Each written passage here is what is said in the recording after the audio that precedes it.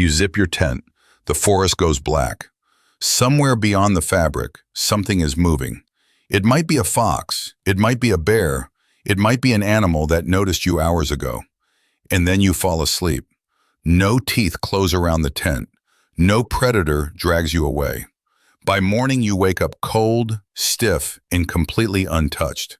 That is strange when you really think about it. A sleeping person seems helpless. You cannot see danger. You cannot run. You barely make noise. Yet wild animals usually leave sleeping humans alone. Why? The answer is not that animals never notice us. Often, they notice us long before we notice them. The answer is also not that every animal is gentle. Wild predators can be dangerous. Rare attacks do happen. But to most animals, a sleeping human is not an easy meal. You are something much stranger. You are a mystery that smells wrong, behaves wrong, and carries ancient danger. Start with the obvious part. Night is not empty. For many animals, darkness is when the world becomes readable.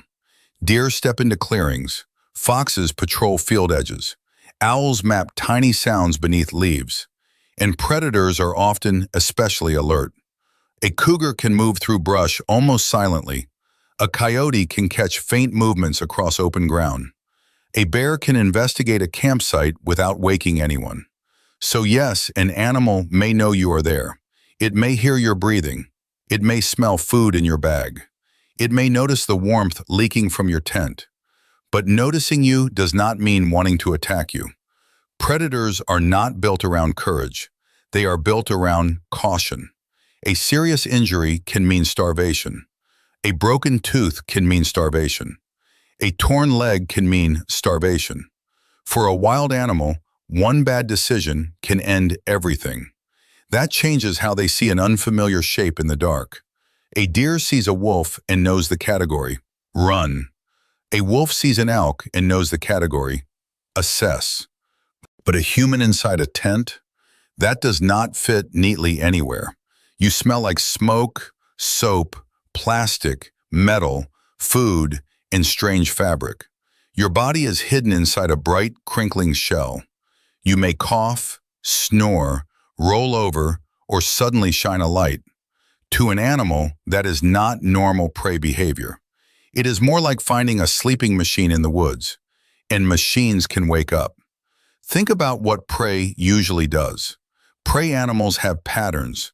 They graze. They travel familiar routes. They react in recognizable ways. They have hooves, feathers, fur, or predictable body shapes.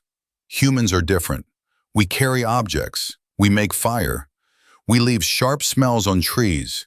We create trails that do not make sense. Even asleep, we leave evidence of a much larger group. There may be a vehicle nearby. There may be voices from another tent. There may be food wrappers, lanterns, boots, and tools. A predator does not see one quiet creature. It sees a place where humans have been. And throughout much of the animal world, that has become a warning sign. This is where things get deeper. Animals can be cautious around novelty. Scientists call this neophobia. It means fear or avoidance of unfamiliar things.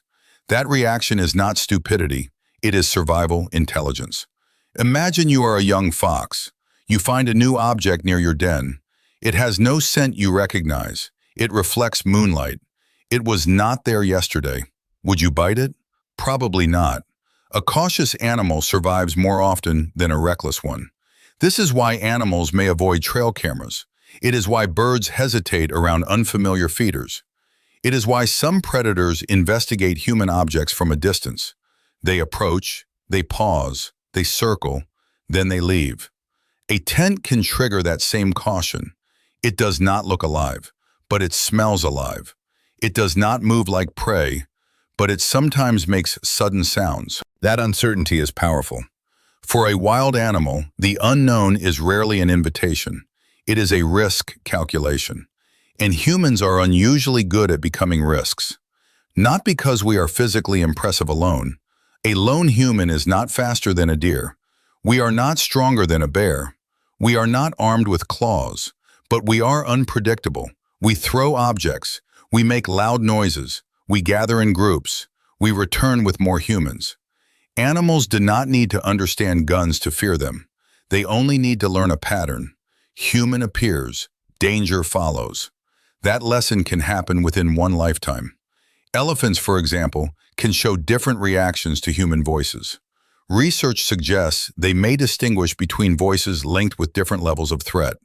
Crows can remember human faces associated with danger. They can also spread alarm through their social groups. Even animals that never meet humans often inherit a world shaped by us. Their parents avoided roads. Their parents avoided lights. Their parents avoided campsites. So the young learn too. This is not a story about animals being irrationally afraid. It is a story about memory. Sometimes it is individual memory. Sometimes it is social learning. Sometimes it is natural selection doing its slow, quiet work. Animals that approached dangerous humans were less likely to leave offspring.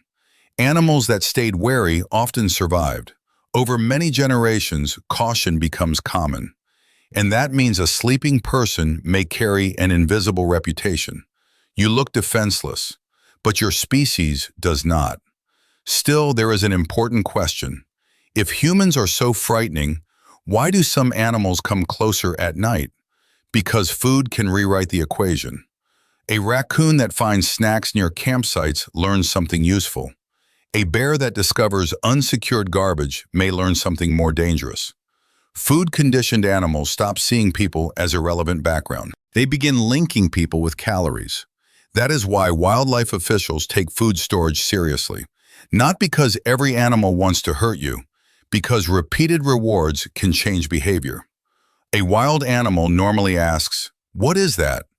A food-conditioned animal may ask, "Is that where dinner appears?" That difference matters. Another exception is surprise. Most dangerous encounters begin when an animal feels trapped, startled, or threatened. A mother protecting young can react defensively. An animal guarding a carcass can react defensively. A predator with no clear escape route can react defensively. Notice the word, defensively. That is different from seeing humans as regular prey. The wilderness is not a cartoon where hungry animals hunt everything smaller. Real animals are constantly weighing risk. Can I escape? Will this cost energy? Could I get hurt? Is there easier food nearby? And usually there is. A mouse is easier than a person. Berries are easier than a person. A fish is easier than a person. Even a scavenged meal can be safer. Why challenge a weird scented bundle near fire and noise? But there is one more strange layer. Sleeping humans may be hard for animals to read. We rely heavily on body language. Animals do too. A dog watches posture. A horse watches tension. A monkey watches faces, movement, and gaze. In social species, signals matter constantly. Who is confident? Who is nervous? Who is injured? Who is ready to fight? A sleeping human sends almost none of those signals. No eye contact, no challenge, no clear retreat, just breathing, warmth, and occasional movement. To us, that sounds vulnerable. To another animal, it may sound confusing. And confusion is not always attractive. It can make an animal hesitate. A wolf does not need to think, "This human lacks social signals." It simply needs to feel uncertain. That uncertainty can keep distance between you. There is a similar effect with large, unfamiliar animals. Many predators prefer targets they understand. They know how deer flee. They know how seals move. They know when prey becomes exhausted. Humans break the script. We can look weak, then suddenly stand upright. We can seem alone, then make a loud sound. We can appear harmless, then return with lights in machines. We are not reliable prey. We are an unsolved problem. And predators do not usually gamble on unsolved problems. Of course, that does not erase the feeling of fear. Lying awake in a tent can make every sound enormous. A twig snaps. Your brain says, bear. Leaves scrape together. Your brain says, mountain lion. A distant bark echoes. Your brain creates a whole invisible world around you. That reaction is deeply human. For most of our history, Darkness hid real dangers. Our ancestors were smaller, slower, and easier to hunt.